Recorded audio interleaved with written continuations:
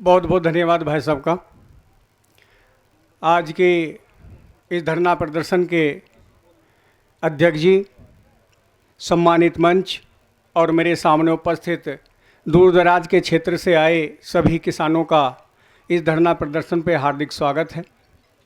आपका जो संबल है वही इस धरने की ऊंचाइयों को देने का काम करेगा। धरना काफ़ी दिन से चल रहा है। इस धरने में मैं पहले भी एक दो बार आया हूँ, लेकिन अभी आपके संख्या बल में कमी है।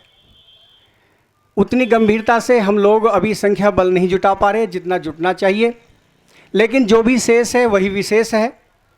हमें इस बात से भी निराश नहीं होना चाहिए, क्योंकि जब भी कोई काम होता है छोटी छोटी शुरुआत से ही होता है। क्योंकि ये भी कहा जाता है कि हर काम को करने की चाहें पहले आती हैं। काम छोटे से बड़ा हो जाता है, धरना छोटे से ही बड़ा होगा। हम भी यही सोचते हैं कि हर काम को करने की चाहें पहले आती हैं, बच्चे को गोदी लो तो बाहें पहले आती हैं, और हर कोशिश का दर्जा कामयाबी से बेहतर है कि मंजिल बाद में मिलती है, राहें पहले आती हैं। मंजिल बाद में मिलती है, राहें पहले आती हैं। अभी हम मामचंद जी के नेतृत्व में राह में चल रहे हैं, लेकिन एक दिन ये धरना अपनी मंजिल तक पहुंचेगा, इस बात से हम आश्वस्त हैं। सभी किसान भाइयों से मेरा ये कहना है, जैसा मैंने पहले भी कहा था कि किसान की जो ज़मीन है वो अमूल्य है, इसका मूल्य नहीं है। चूँकि हम धरातल से जुड़े हैं, हम ज़मीन से जुड़े हैं, और ज़मीन की कीमत क्या होगी वो हमसे ज़्यादा को जान नहीं सकता। सरकारें आती हैं, सरकार अपने हिसाब से ज़मीन का रेट लगाती है, लेकिन ज़मीन की कीमत को किसान जानता है। क्योंकि जो ज़मीन पर बैठता है उसे नीचे कौन बैठा सकता है, ये भी एक प्रश्न है। ज़मीन पे किसान बैठता है, किसान को उससे नीचे कोई बैठा नहीं सकता। इसलिए हम अपनी ज़मीन का जो मूल्य है वो हमारी सरकारें लगाएं, ये हो नहीं सकता।